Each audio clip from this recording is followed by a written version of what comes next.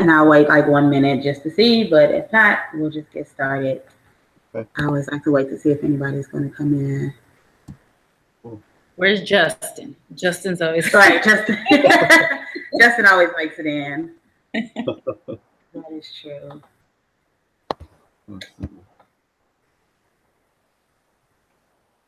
Yeah, I mean, if y'all could make it to San Antonio, that would be great. Yeah.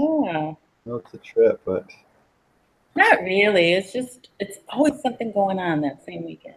Yeah, July I'll be in Spain. So That's right. She's gonna be in a where? yeah. I get to go to Spain.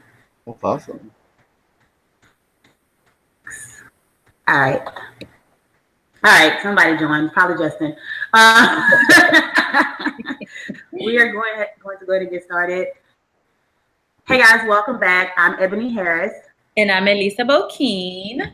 And we are two brown chicks changing the face of therapy on both sides of the couch. Yes. Thank you for joining us today. We have a very special guest.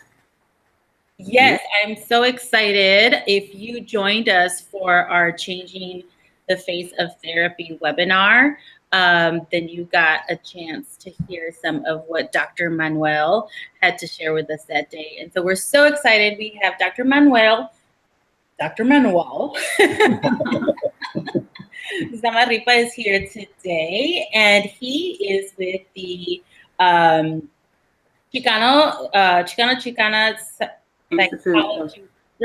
Manuel, I'm so sorry. My coffee has not kicked in yet. That's all right. He is a clinician, a consultant, a cultural educator, and the director of the Institute of Chicana Psychology in Austin, Texas. Manuel, the way that I got to know him was Facebook, and has these workshops which he calls pláticas, which are talks, right? Because that's really what it is. And it's about bringing the community together, helping to educate professionals and the community on how to provide culturally competent therapy. And it's not always therapy-based. It's just issues that may be affecting the community. Yeah. So we're so excited that you're here. Thank you. Thank you very much. Can y'all hear me okay? Yeah, we can hear you. So can you start off with just telling us a little bit about your practice and what type of clients you see within your practice?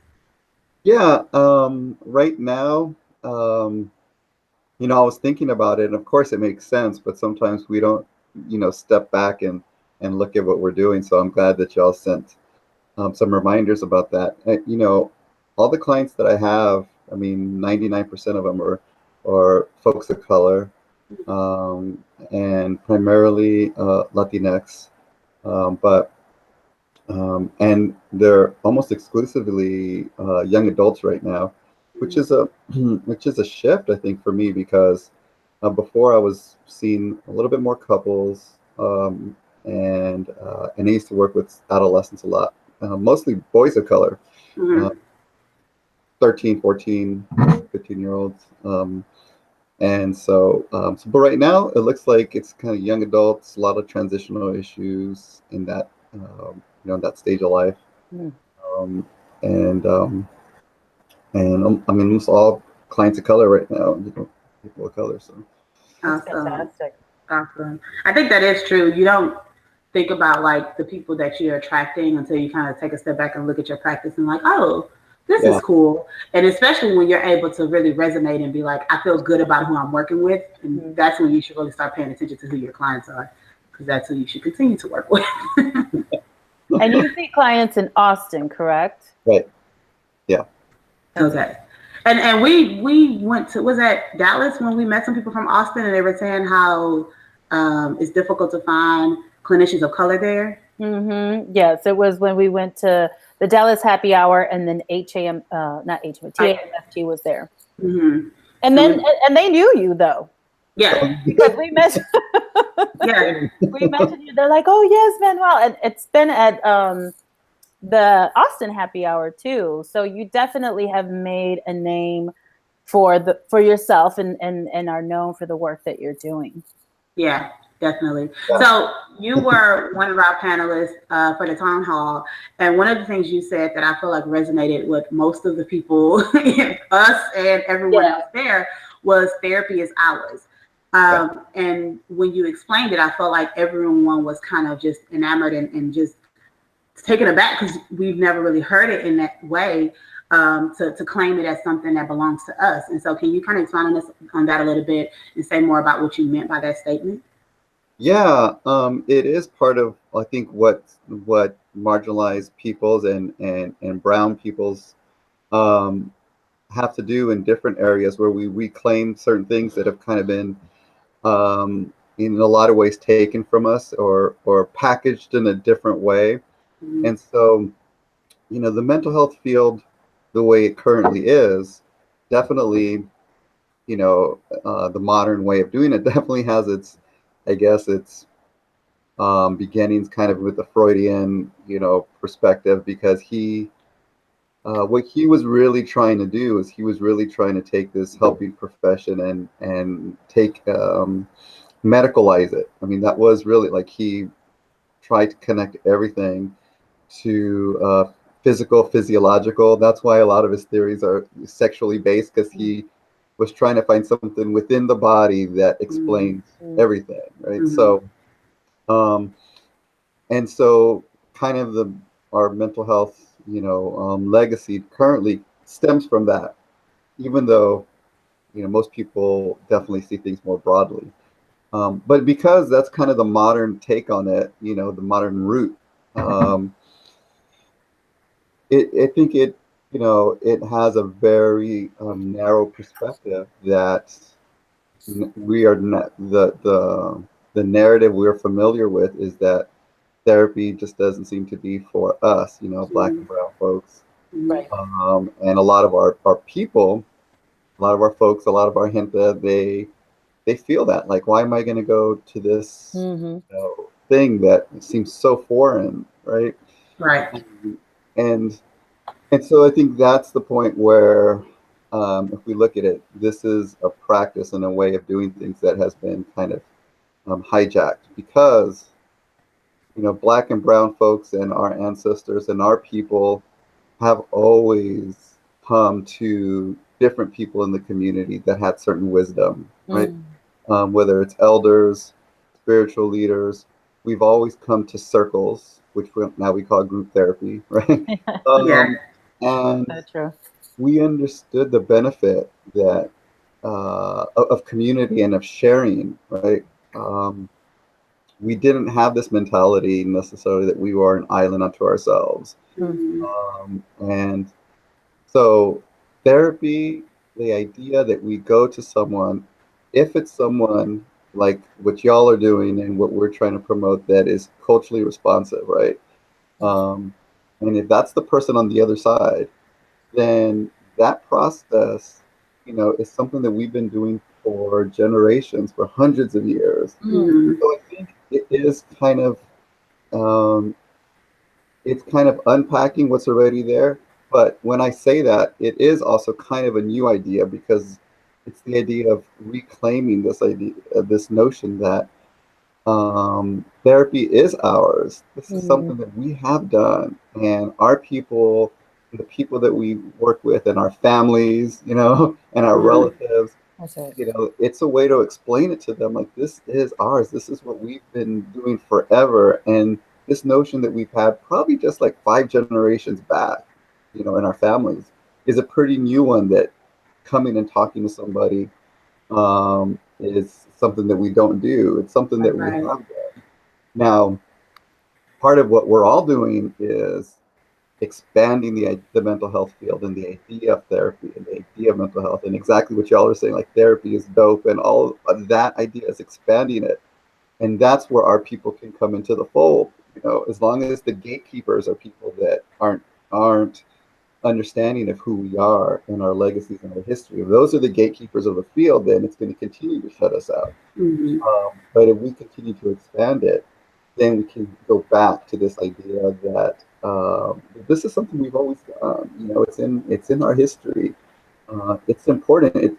It's healthy. You know, health, right? It's a healthy thing to do, to reach out. It's a healthy thing to do, to share so that someone can help guide us so that we can find that strength that's within each of us, right? So that was the first time. This is something I've been, talking about a little bit and thinking about, but haven't branded right yet. Mm-hmm. You need to. Was the first time it just seemed in a natural way for me to kind of, because it was what we were talking about, and it is something that I'm going to continue to, I think, say, and I think it's important. Therapy is ours. Now, it's not exclusively ours. Right. All folks can do it, but it's part of our legacy. It's part of what we do as a people. It's part of reclaiming this notion that we have ways of healing, right? And that's an important, empowering piece. Absolutely. For our clients and our communities to It's that empowering piece, because when you said it that day, I think everybody was like, yes. We all kind of looked at one another. We were there. And then even when you're saying it now, like, I feel that. Like, it even makes me emotional as I'm listening to you. I'm like, that's right. Like, this is in my DNA. You know what I mean? Mm-hmm. So I think it's such an important way to change the narrative of how we view the field, how we view the, what we're doing. I mean, just even as a clinician, the more I'm hearing you say that in this moment, like, it just even, broadens expands for me the way that I'm going to continue to show up for my clients. So please keep talking about it. Brand it, get a bumper sticker, do the t-shirt, do all of that. Yeah, because I definitely think it connects the dots. Whereas we've discussed a lot how modern therapy was not created for us, but it kind of makes it like, well, what they're doing isn't necessarily for us, but it goes into what did our ancestors do? How did they work as a community? And even the connection with the world and the earth and things like that. And that's why a lot of times it feels like we go through this journey of learning more about how we're connected to each other and to the world around us. It's like I'll speak for myself. It's like a journey that I've been going on of learning like more about this is just how people kind of heal themselves and heal other people by focusing on our connection to each other, but also our connection with the earth and the world and the moon and stars and all those things. Yes, I love it. I know you do. I'm over here like, yes. Yes. I love that, because it is so much like, when I'm thinking of that, I'm thinking, of the tribes. I'm thinking of the elders in the tribe. I'm thinking of the healers. I'm thinking of, all of that. Like, again, it really does feel just like I said, just even listening to you talk about, it's like, that is part of who we are, who we've always been. And so the idea of revisiting it does feel like this piece that, like, oh, that makes sense. Right. Oh, this has me excited already. Okay, yes. And it's always, my approach to everything, I think, in the field and being responsive to our clients is always a both and, as opposed to either or. This is like what y'all are saying. It's an added piece. It doesn't necessarily mean we throw everything else that we know out, but it is a problem if we exclude this piece and we say that it doesn't have value, because it does. It should be part of this broad notion of mental health, particularly with people that have this kind of history of healing. That's why it does. It's a little frustrating, even though we don't hear this as much, but Freud, when he came in, everyone was, astonished, the Western world, they called therapy the talking cure, right? And he introduced us this new thing because he was a physician, a psychiatrist, trying to be medical based. And so he was trying to introduce, and people were trying to see that this is instead of getting, some kind of medication, that you could talk and it would be like getting medication, right? It's like, oh, wow, and that's like one of the most ancient, knowledge that we already knew. So that's the thing, is the things that have been introduced as new aren't necessarily new, and they're definitely not new to our peoples. Right. Right. And Well, I don't like our people to think mm-hmm. that it's something new that they have to learn. I want them to know this is something that they knew before Right. all of this. And I think that's the thing, is that so often when we talk about changing the face of therapy is because I think a lot of what happens within our communities is they envision going to somebody that looked like Freud, right? Mm-hmm. Like sitting there analyzing them with that. And so, yeah, love that. I love what you're saying. And that really, I think it's going to resonate with a lot of people. Yeah. So we recently read an article, a recent Center for Disease Control report on youth risk behaviors, and they said there's a sky-high level of sadness and hopelessness among Latinx youth, especially Latinx females. What do you think is happening that is causing this? It was also the first, I'm sorry, it was also the first report that's been, I think, done since the current administration that is in office. I mean, sometimes things are really obvious, and sometimes I try not to, say things that seem super obvious. Right. Making the impression that we're not thinking through the issues, but this administration is very different. I mean, I know people always say, politicians are politicians, and there's, disingenuous people on both sides or throughout history, and all of that is true. But this administration and this president, made it a point to make his policies and his way of communicating his ideas different. That was his whole platform, different than anything else, and and in a lot of ways very damaging, and so to a lot of people. So I do think that a lot of the youth are feeling this free reign that's been given to a lot of people to express even more their anti-black, anti-brown ideas and mentality, people in power. I remember hearing somebody say that, our current Attorney General, Jeff Sessions, was at one time found to be too racist to be a judge in Alabama, and now he's the Attorney General of the United States, right? Right. So, but I think, when it filters down to the ground, to the people, to the kids and the youth, I do think that they are feeling this marginalization, this sense of being unwanted, and not only them, their parents. For people that have parents that are immigrants that may not have the documentation, there have been other studies that have shown that they feel that stress about what's going to happen to my parents. Am I going to go home and they're going to be gone? Excuse me, which has happened. And so I think, just in San Antonio, I remember, and this is common in other places, we've seen these things happen, but like about a year and a half ago in a high school basketball game, there were two school districts playing, and one is known to be historically affluent, predominantly white and affluent, against another district that is primarily Latinx. And, the players and the crowd were chanting, "Go back to Mexico," in the high school game, and so if people are brave enough now to say these things out loud, without fear of any type of real retribution, then I think our kids are feeling that. And they definitely feel vulnerable. And I think the female Latinx females definitely have the idea of being sexualized and objectified, and I think there is more of an openness about victimizing them and harassing them that is on the rise. So I do think that the climate is unwelcoming at the least. Definitely is affecting our self-concept. Sure.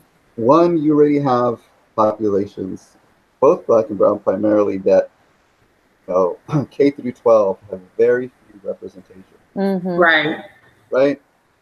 So this is a very basic psychological concept about building concept in identity development. If school is about teaching kids how to succeed, how to be people in the world, and there are relatively no representations of what success looks like for them and their communities and their families, and how are they supposed to kind of connect those dots of about what does success and what does health look like for people that look like me, that look like my neighborhood and my family. And so they're already kind of marginalized in most school systems and absent.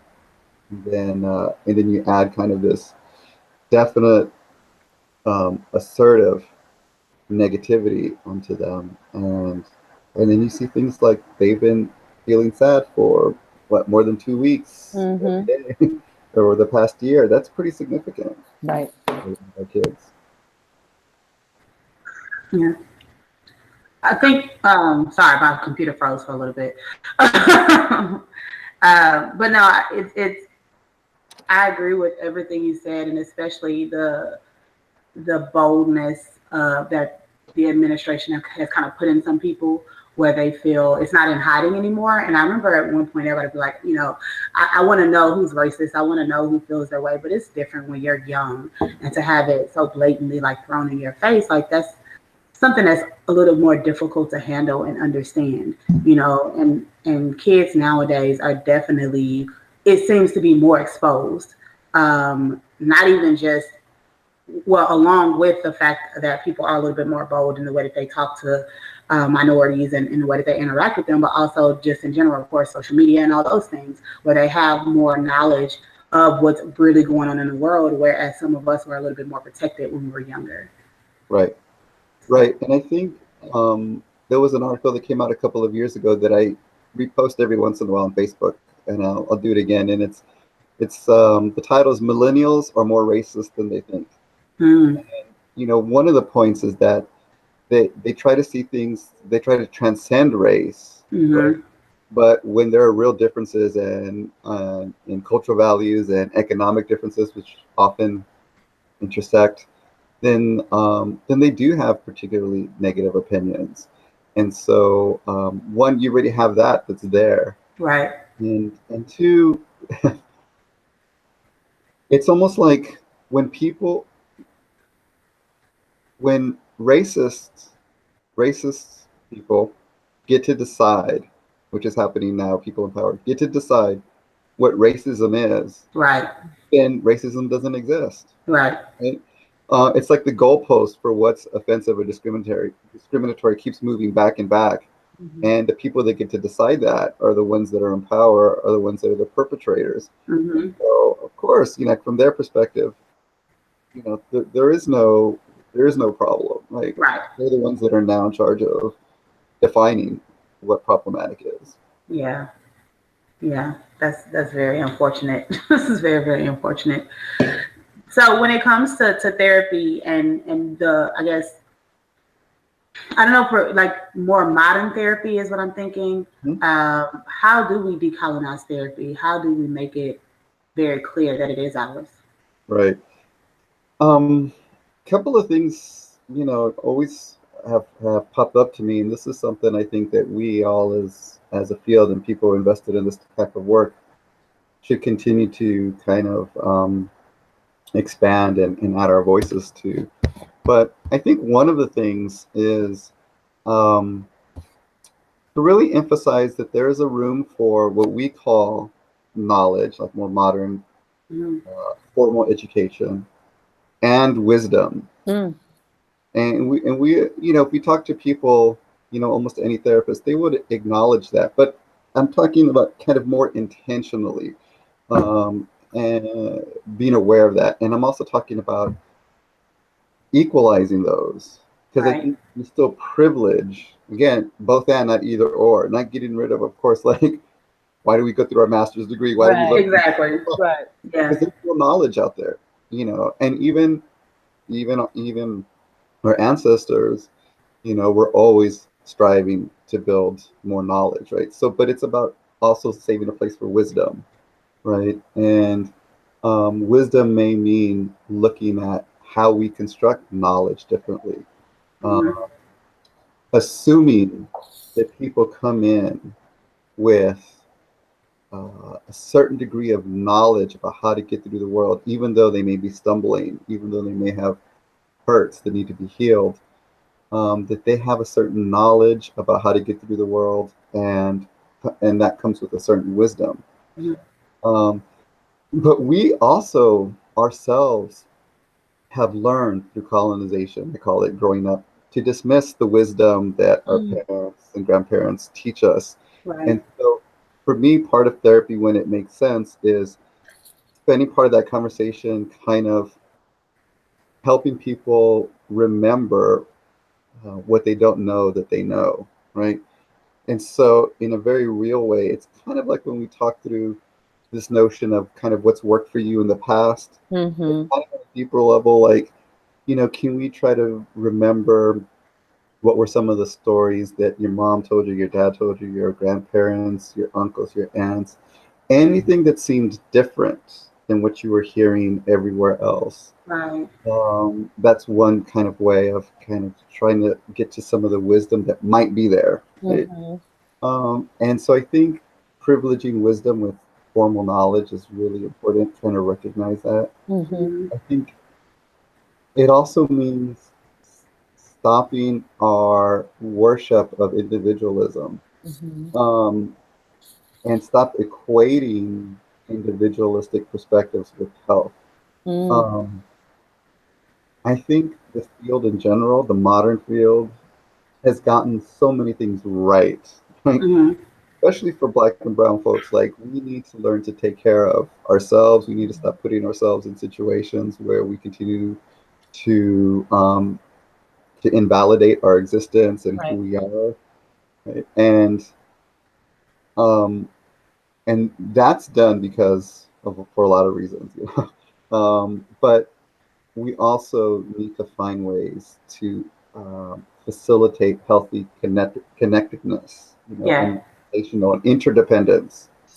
And I think we need both of those things. So decolonizing, to me, is trying to realize that we almost exclusively think of health and mental health as an individualistic or as a self, right? And we need the self and the connection. We need the self and the relational, both. And depending on our clients, they may need more of one or the other, depending on where they're at, right? And I think I said this in the town hall,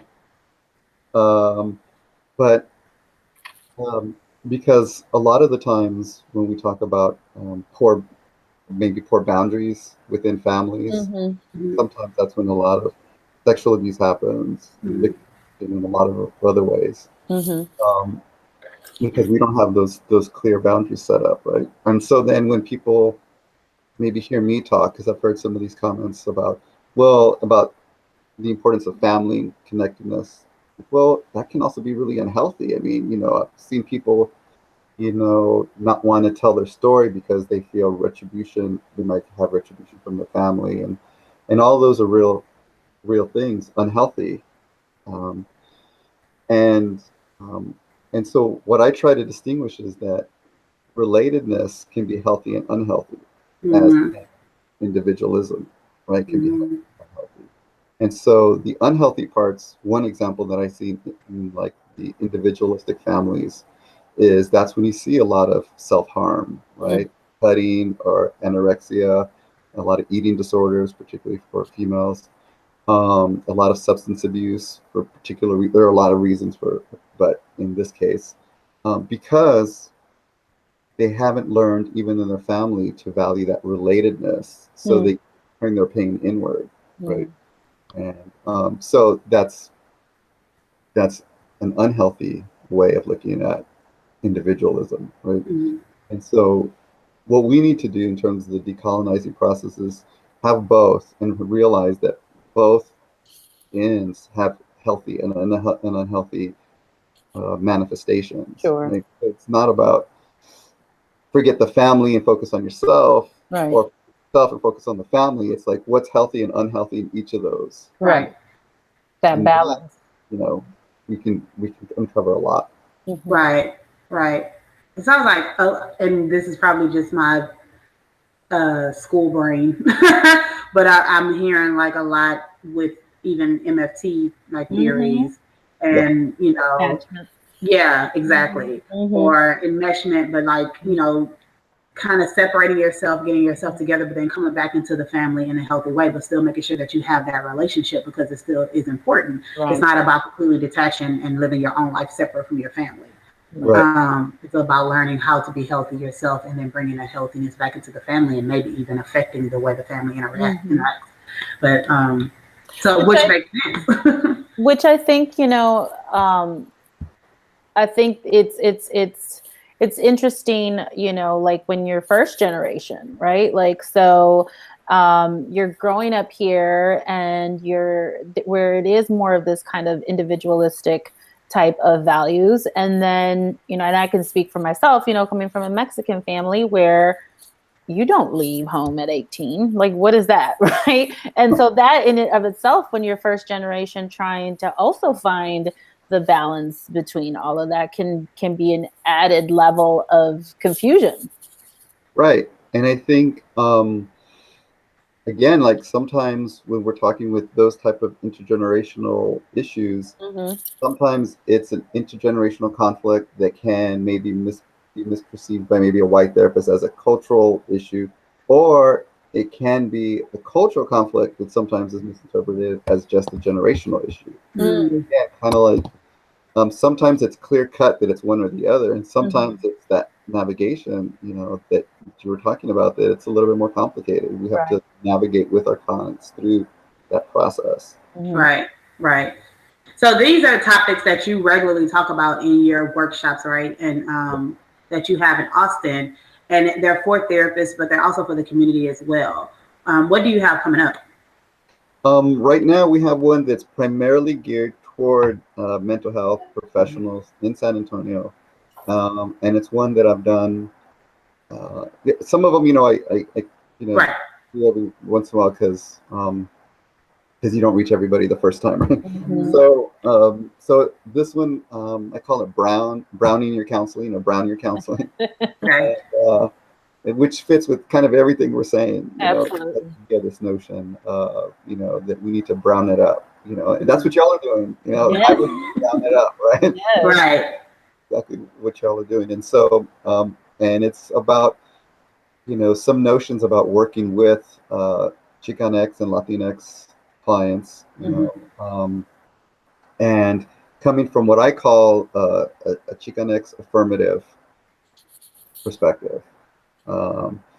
And so that, for me, what that means is centering the culture, centering this particular culture, you know, Mexican descent and Latinx cultures, that not how to center it, and the idea that we should center this cultural perspective in our practice. And what I mean by centering, I think sometimes we hear that, is that a lot of the times we have the modern traditional ways we do therapy, and being culturally competent means adding the cultural piece, right? Which can be okay sometimes, but I'm kind of tired of being an add-on, right? So it's the idea that we bring those cultural perspectives and values to the center. It's not waiting to see, you know, how we add it into our therapy, but it's kind of integrating it into every piece that we do. And what that means is, what I'd like to, when I would teach you know, a master's students about, or, you know, teach like the multicultural class, or actually any class, one of the things we would talk about is, well, how do you bring this up in session? And our clients, they talk like real people. And so I always talk about using real language. Real. And so that means we have to figure out how do you bring up cultural identity without saying cultural identity. I don't know about my family, the people that I know, a lot of our clients, that's the way of talking, like, you know, let's talk about your cultural identity. I mean, that's marginalizes, right? So when we talk about cultural values, and you know, well, most clients aren't gonna respond to like questions about well, some may, more, some of us, some may, but maybe not all of them will be like responding to. Let's talk about, the role that culture plays in your anxiety. Can we talk Right. about that? That's not because we don't talk that way. So my point is that we need to find real ways of talking to our clients. Right. Yeah. So that may be, for me, that's about eliciting stories a lot of the times. Stories about friendships and relationships and whatever their anxiety or depression or trauma is that they talk about. If they locate it in their childhood, or they locate it in something that happened at work, and they can describe the incident. But if it makes sense for them and they're able to, I want them to tell a little bit. I want them to tell a story about it as opposed to just describe it. Can you tell me like a story about when that happened? Or I might just say an example, right? Talking about St. Real, right? Like people may not hear that as much. So can you tell me an example? And then in my questions, I'll expand that example into a story. Your family, like talking about family values, talking about what it was like growing up in your family, in your school, in your community, because a lot of the times our cultural values, emanate and are integrated into those experiences, and people are used to talking about that, right? Right. So, so in my end, that's when I can see, what the cultural perspectives and values might be. Then, when you build that relationship, I might offer that to them a little bit later, and I might say like, this, have you thought about it in this way? Or it sounds like, or a lot of the times when I talk to other clients, they may describe it as kind of this being part of their cultural identity. Does that make sense? But only after there's been, a rapport established, there's been an interaction, and only if those discussions have been helpful. Right. So it's not about just directly saying, tell me about your culture. It's kind of learning through whatever they share and things like that. Bringing it back to them. Okay. Okay. So what is your favorite resource or book or anything that you like to share with either other clinicians or the community? I think that's kind of all spread out. One of the people that I refer back to is another Manuel, Dr. Manuel Ramirez. He is he's written a couple of books. Mostly he was a professor at UT here in the clinical psychology program. He's on phased retirement. He was one of the first people. I think he started as a graduate student in the late 60s, early 70s, getting Latinx and Chicanx psychologists and mental health folks together for conferences and talking about these issues. And been in this dialogue for a long time. And one of the books he wrote was called Multiracial, Multicultural Psychology, Perspectives on Personality and Mental Health in the late 90s. And in the early 80s, he wrote a book called Psychology of the Americas. And that's a really underutilized perspective. It's a little more academic, but what he does is he talks about what we're talking about now. He's one of the first people to say, the people of the Americas have had different concepts of mental health for a long time, to recognize those different concepts, and that they're legitimate, right? So some of his work is work that I look at often. There's also more contemporary psychotherapist named Joseph Cervantes out of California, and he writes a lot about utilizing spirituality and indigenous practices with a lot of Latinx cultures, and the notion of healing, and that mental health can be also one path of the mental health field of healing for a lot of Black and brown folks. Okay. Well, I'm taking notes over here. I'm like, okay. Right, that's what I'm talking about. What was the last name of the first Manuel? What was that again? Could you spell it?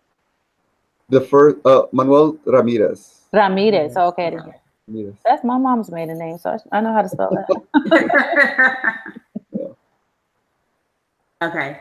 So what makes you a dope therapist? I mean, we've been talking about it for about 40 minutes, so we already know, but you can share what makes you dope. I love that y'all asked that, right? That's kind of also one of the things that we don't do very often is prop ourselves up, right? Or just, really think about what it is we're trying to do. And I think one of the things that I really, really try to do is know that people are coming to me with a lot, like I said before, a lot of competence, a lot of resilience, a lot of wisdom. And so I think one of the things that I feel that I've been trying to do a lot is navigating through all the struggles and the pain and the trauma to see these common themes that come up in people's lives where they have utilized their individual strengths and their family strengths and their cultural strengths, and finding ways to talk about that with them, right? And reframing that for them as they're coming in limping, right? They're coming in with a lot, but they're still moving forward, right? They're still walking. And where did that come from? It's a very obvious kind of question, but where did that come from? Where did you learn that? And those are hard questions to answer sometimes, which is why it's a therapeutic process. Right. And it's the same thing as therapists getting frustrated sometimes when clients have a hard time figuring out what their goals are. Well, you can ask me that now, and I may not know right off the top of my head as well. Process. It's a journey. And so I think letting the community and the clients know that it's a sign of strength and a sign of wisdom to be able to come in and utilize this thing that we call therapy, right? Absolutely.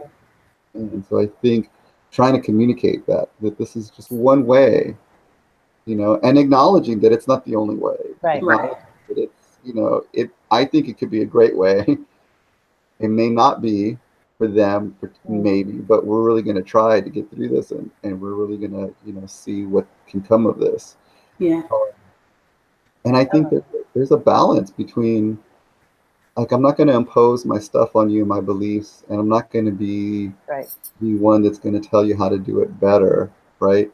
But I am also going to be part of the conversation with you. I think that's the thing that we lose a lot with this egalitarian type of Rogerian type of work, which I value a lot, but I think sometimes what therapists can take away from that is like, well, I don't want to lead, and it's kind of going to be up to them when they're ready for change.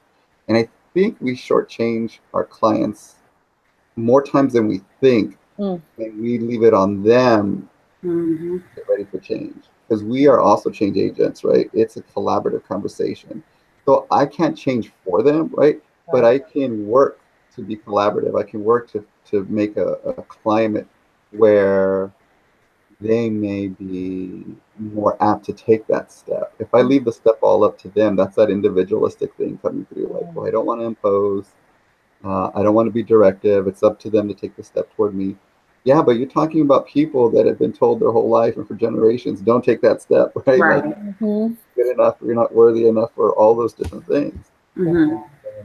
So we have to create a different space in there. I love that.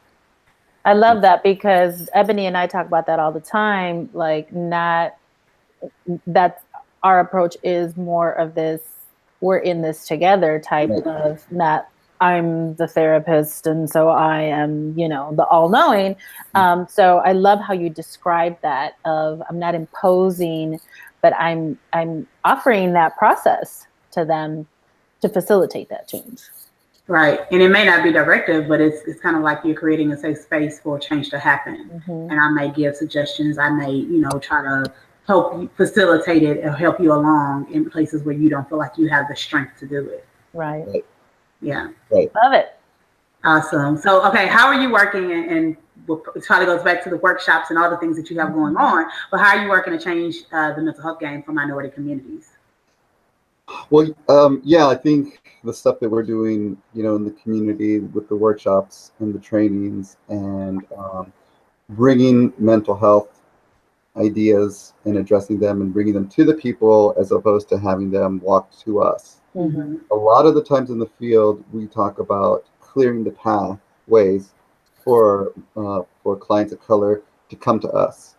Both and, right? Not either or. That's important. Right. Because those pathways have been blocked. But what I'm trying to do is also walking to them, right, as well. And that's that notion that sometimes I talk about when I say like, I think of it as penta psychology, right? People psychology, penta mental health, right? It's not always the narrative, right? That's a concept I use a lot. It's not always the narrative of clearing the path so that they can come to us, which is important, but also there have to be some of us that go to the people as well. Right.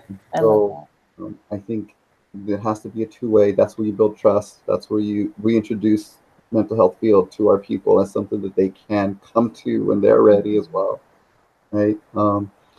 And I think part of what we're doing in those interactions is that process, and it also, I think, means that what I'm trying to do is talk more about this idea of help giving behavior, right? The expectation of help giving behavior from clients, from our peoples, because we talk a lot about help seeking behavior, and help seeking behavior focuses on the clients, right? And we try to address like, well, what do they do when they need help? How do they seek out help, and how can they see us as an option for that? So we try to again remove those barriers. But a lot of the times, um, our people come to anybody that they're gonna ask help from, and there's an expectation that we're going to offer that help without anything distracting us from that. This is what I mean. This is kind of the Rogerian thing. This is all of this kind of put together is, have you ever been to a relative's house, a friend's house, and you're there to visit? They may be somebody new, they may be, your aunt, anybody. And someone's going to place a plate of food in front of you, and they're going to expect you to eat, right? It doesn't matter if you're not hungry, right? Right. People politely say, "Well, I'm not hungry." It's like, it doesn't matter. They're going to put that plate of food in front of you, right? Yeah. Because, and I know like the younger generation, or sometimes as we go through the process of individualism, some people get upset and they get frustrated. They're like, "I told them I wasn't hungry, and they keep feeding me." And the polite thing to do is eat. But again, usually we focus on us in that process. A lot of the times for those people that offer that food, they can't think of themselves not doing that, right? It would be an affront to themselves not to offer a guest, a relative, whoever it is that come into their house. It's part of who they are as being hospitable, as being a person in the world. I am going to offer, and I'm going to make that food, or I'm going to put that plate of food in front of it. And nothing you can do is going to make me change my mind about that, right? It doesn't matter, because that's who I am. That's what I do. You've been out, you're probably hungry. If you're not, I'm going to offer it to you anyway. So my point with that is that sometimes our clients come to us and they're not sure how to ask for what they need. They're to ask for what they want.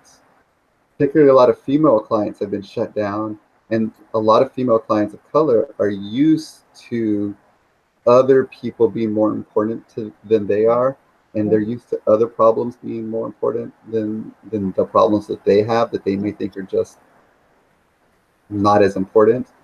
They may say things like, "I'm sure your other clients have a lot more important things that they come to you with. I'm not sure if this is important enough to talk about," right? And what they expect, knowingly or unknowingly, or somewhere in there, is they expect us to continue to offer that plate of food. We're the people that need to have that unshakable sense of hospitality.